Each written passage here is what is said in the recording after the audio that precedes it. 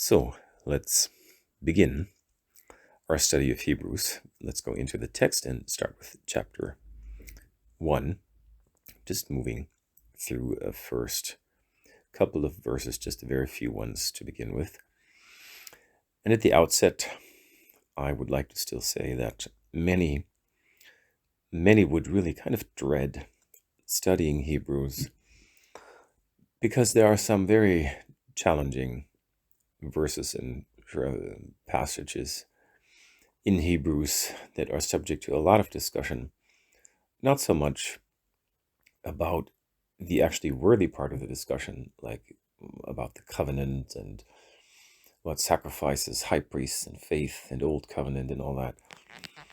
But most people really fear Hebrews because of passages such as in Hebrews chapter 6 or Hebrews chapter 10, where, it almost seems like there's a teaching that says people can, once saved, may actually not remain in their salvation, this kind of thing. And those are passages that have put a lot of fear in a lot of people's hearts and minds. And in order to be able to read the book of Hebrews with, with boldness and with joy and with some degree of holy excitement, it's very important to understand that the book of Hebrews has a strong, a very Hebrew way of being written. You have to understand the book in its full context of the entire flow of the text. The book of James is very similar. It's also very, very Jewish Hebrew style writing. So you cannot take small snippets of this book at any place and look at these in an isolated manner and then conclude on some kind of a teaching that, with an isolated view on an individual verse, would turn upside down your entire picture of who God is and how he saves and how faithful he is. So it's very important when you start reading Hebrews that you understand context and always reminding yourself what this book is about and why the writer is writing what he is writing. You have to let this knowledge that you know why he's writing this, you have to let this coin and guide your interpretation of the text. So as we said in the brief introduction, this letter was written to keep a community of believers who used to be typical part of the Jewish religion, but came to the faith in Christ and had become a church. It was written to keep these people from going back to the old system they have known before. And the old and the new, where they're at right now and where they had come from, the things now and the things before, those are two things, and these things are contrasted in many different ways in this book. And it starts, and you can tell already in the first verse that it's kind of starting that. In the book of Hebrews, we have no greeting. There's there's not much time wasted in saying, okay, here I'm Apostle Paul, and this is going to this and this church. It's just starting right away with the explanation and the teaching. So it starts in verse 1, Hebrews verse 1 in chapter 1. Long ago, and this is the ESV, the English Standard Version I'm using. Long ago, at many times and in many ways, God spoke to our fathers by the prophets. But in these last days, he has spoken to us by his Son. Now, the sentence continues with another clause opening a new sort of aspect, a new topic, and this again continues with another sentence opening another topic, but still related to what was before in the sentence. And this continues to be written in this style. So these are long sentences, long thoughts, long pericopes of teaching, if you will. And so we have to stop somewhere and start explaining, because there's just a lot to be explained, just about only in this in this part. So again, I'm reading it again, and I'm just trying to explain. Long ago, so he starts with something that happened a long time ago that was in the past, and it's something that happened in the now or fairly recently. And remember, he is going to contrast something that has to do with their faith they're following right now and something they used to follow before they had that. So you always have some kind of a comparison going on. And he's already setting the stage to run this kind of comparison between two things. And he's already setting the stage for this style. So he says, long ago, at many times and in many ways, God spoke to our fathers by the prophets. And what that means is, what most likely means, and has the meaning for those who read this, that he reminds them that back in the time when God still spoke through many prophets or even through prophetic books, which contains even the Chronicles, actually, those in the Hebrew canon were also counted to be the prophets, by the way. And this is written to the Hebrews. This is how they would have understood this, because it's totally what he's playing right now. Back in the day, God spoke to their fathers, or to, he's making himself part of the crowd of the Hebrews, of Hebrew thinking, people who have a Jewish heritage. So he calls them our fathers.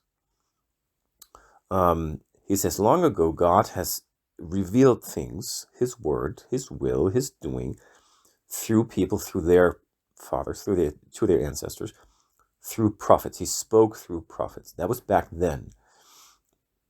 And what he's talking about is he reveals his will, his commandments, what he wants people to do, how he wants them to be. But not just any people, but the fathers of those who read this letter. So he refers strongly to people who, back in the day, also were Hebrews, only they didn't believe in Jesus yet. They were just simply perfectly normal Old Covenant people. The law of Moses is most likely meant by this as well. So a long time ago, God has given us revelation, he says, and refers to us as the Old Testament Israel here, which was in the past and is not now anymore. They are not now Old Testament Israel anymore. They are something different. So he says, long ago, things were revealed to our fathers by the prophets. But in the last days, God, he has spoken to us, not to our fathers, but to us by his Son. So the quite interesting thing here is that this is already alluding to the fact that there is a big difference to first of all, how God revealed things in the past.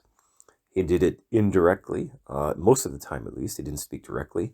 He spoke through prophets, through messengers who were not really him in person. But now, and he contrasts that, now he has spoken to us very immediately by his Son. So, and why does he say this? Why does he start the letter like this? Because he is already here setting up contrast between something that was in the past and that was good and it was from God, but it was into a certain extent a lesser thing, a more inferior thing compared to what is now happening. That in these last days something is happening, that God has spoken now, not through prophets anymore, and not to them back then, but now to us by his Son, which is a more important, there's a supremacy, something that has more authority, more power, maybe not more authority, but it has more imminence, it has more revelatory power, it is more important to listen to what the Son is saying even than what the prophet said back then. Back then, God did it through the prophets, and things were revealed, especially the law, the altar system, all those commandments were revealed. But now comes something on top of that may actually interpret what God revealed by the prophets. And that is what his Son had to say. He had to say other things that, in hindsight, we see in the New Testament always interpreting the Old Testament. And so again, now it seems to be more clear why he starts the letter like this. So he says, take a look. You guys are in a situation of fearing to stay a church, to stay Christians. You fear what you have now, and you want to go back to something that was before, to a tradition that was given to you, and that you have from your fathers, to whom God spoke through prophets. That's what you want to go back to. But I'm telling you, what we know now, what God told us was told us about church and faith, salvation through faith by grace. That is something that is in the now. That came from the Son. So, and he will make this much more clear through all the chapters. But already here, that's what I'm trying to point out to you. There's a good reason why this letter starts already here with a comparison within just one verse, comparison about something that was and that is much more recent and now.